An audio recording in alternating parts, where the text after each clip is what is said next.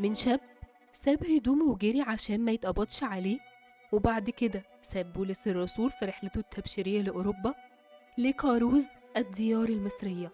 بنتكلم عن ماري مرقس، شاب يهودي من القيروان وعاش في أورشليم، وأمه كان اسمها مريم. بيته العلية كانت أول كنيسة أسس فيها الرب يسوع سر الإفخارستية، وغسل فيها أرجل تلاميذه، وكمان ظهر لهم فيها بعد القيامة. مرقس كتب أول إنجيل ويرمز ليه بالأسد. كان من ال70 رسول اللي عاشوا مع الرب يسوع وشافوه بعينيهم وبشروا بعد كده في كل العالم.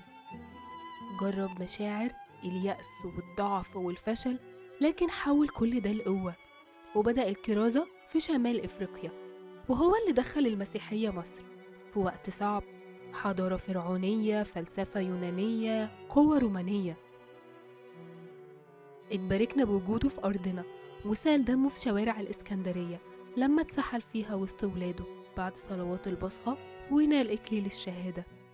بيعلمنا إن مهما كان الضعف فينا، ربنا قادر يحوله لبركة ونعمة عظيمة.